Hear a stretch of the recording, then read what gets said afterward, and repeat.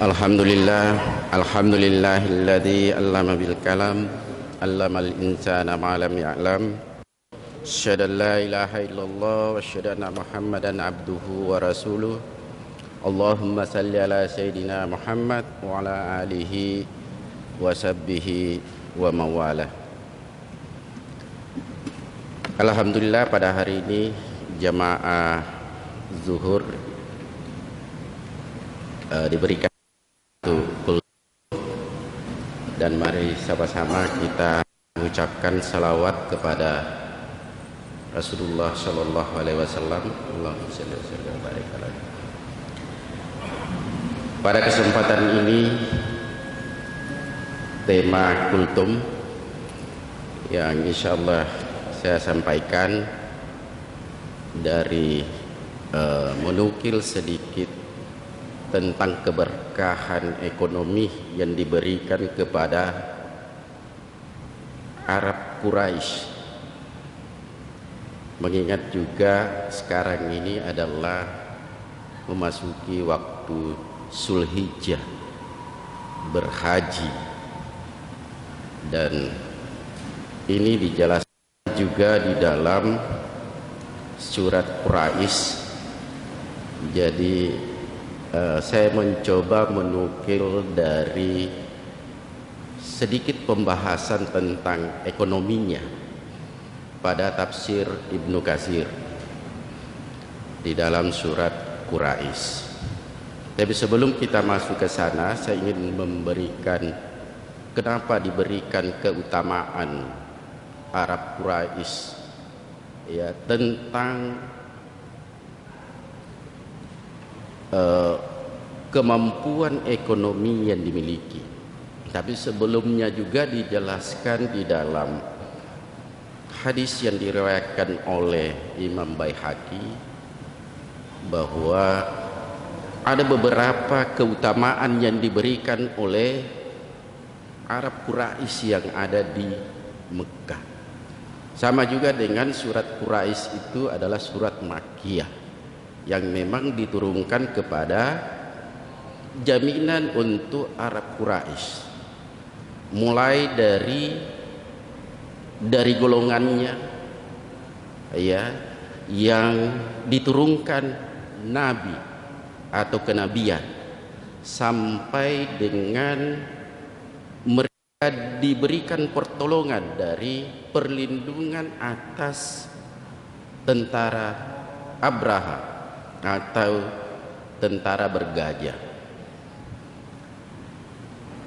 Orang-orang Arab Quraisy juga diberikan hijab, diberikan kiasa. Jadi ada banyak yang diberikan.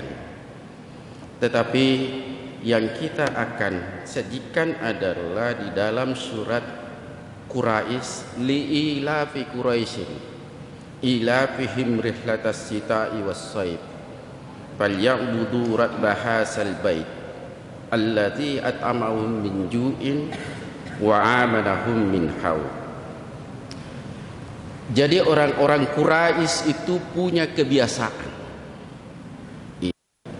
kebiasaan di zaman dulu bepergian di musim dingin dan di musim panas.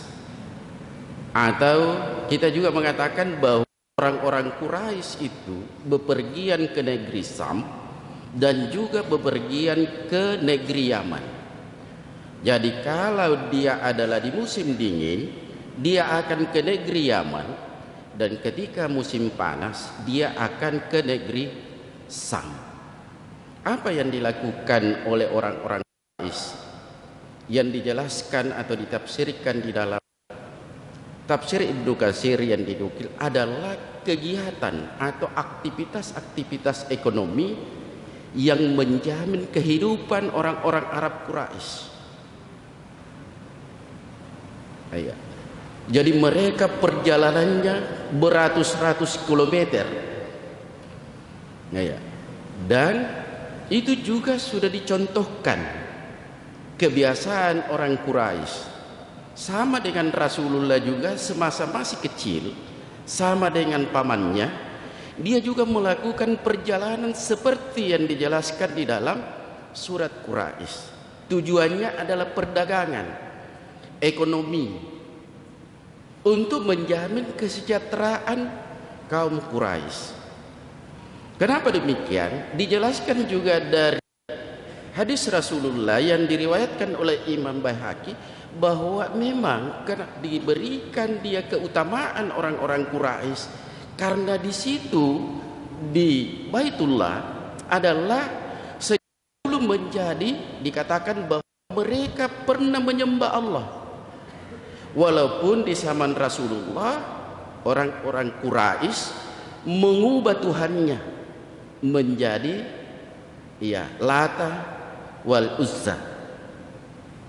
Itulah turun kenabian dari kalangan mereka, yaitu Rasulullah Sallallahu Alaihi Wasallam. Sehingga di dalam surat Quraisy itu bahwa orang-orang Quraisy walaupun dia melakukan perjalanan ekonomi, melakukan perjalanan kegiatan usaha, tetapi mereka itu tidak akan lupa dia kembali ke Baitullah. Kalau di dalam surat itu dikatakan bahwa maka hendaklah mereka menyembah Tuhan pemilik rumah, yaitu Baitullah. Jadi orang-orang Quraisy itu dia jalan ke negeri Sam, kembali ke Baitullah untuk menyembah. Hanya memang waktu itu penyembahannya adalah wal Uzza. Sebenarnya mereka itu dulunya adalah penyembah Allah Subhanahu wa taala. Sehingga keberkahan ada di situ. Sama juga kalau kita mau persepsikan seperti Baitul Muqaddis yang awalnya adalah dibangun oleh Nabi Daud, kemudian dilanjutkan oleh Nabi Sulaiman sebagai tempat Baitullah pertama. Kemudian setelah itu dijadikanlah Mekah atau Masjidil Haram sebagai Ka'bah, sebagai Baitullah yang menjadi tempat kita untuk menghadap kepada pemiliknya. Kenapa dia harus kembali kepada Baitullah sebagai bentuk penyembahan kepada Allah? Inilah kebiasaan orang Quraisy tidak melupakan Tuhannya sebenarnya. Walaupun ada pergeseran dari sisi apalagi namanya penampakan Tuhannya, karena dia menginginkan bahwa Tuhan itu harus nampak. Nah, inilah yang diubah oleh Rasulullah bahwa pemilik Baitullah itu adalah Allah Subhanahu wa taala dari Lata wal Uzza dan lain-lainnya. Nah, ketika itu maka Allah menjamin jika engkau berusaha kemudian kamu kembali kepada Allah untuk menyembahnya, maka orang-orang Quraisy itu jika Anda kembali yang telah memberi makanan kepada mereka untuk menghilangkan rasa lapar dan mengamankan mereka dari ketakutan. Jadi sama juga kalau kita contohkan dalam kehidupan kita sehari-hari, bahwa tidak perlu kita cemas, tidak perlu kita ragu. Kita bekerja, sivitas akademika, dosen, karyawan, silakan bekerja, tidak perlu cemas bahwa bagaimana rezeki kita. Tetapi yang setelah kita bekerja adalah berikhtiar kepada Allah supaya kita tidak cemas. Begitu juga dengan para mahasiswa, tidak perlu cemas, silakan berusaha belajar, nanti akan lulus, tetapi jangan lupa menyembah kepada Allah. Inilah jaminan yang diberikan oleh Allah dalam keutamaan ekonomi bagi orang Arab. Dan kita bisa lihat sekarang semua umat Islam ke sana ketika dia mampu, dan disitulah menunjukkan bahwa luar biasa perekonomian di sana. Jadi jaminan inilah menjadi keberkahan karena mereka menjalankan aktivitas ekonomi atau melakukan pekerjaan-pekerjaannya, tetapi dia tidak lupa Tuhannya, artinya kembali ke Baitullah untuk menyembah Tuhannya. Demikianlah yang saya bisa sampaikan dalam kultum ini. Mudah-mudahan ada Manfaatnya bahwa kita juga dalam keseharian kita kita sudah bekerja, berikhtiar kembali kepada Allah, apa hasilnya tergantung dari keikhlasan kita. Saya kira itu saja, cukup sekian. Minallahil musta'an wa alaihi tiklan. Assalamualaikum warahmatullahi wabarakatuh.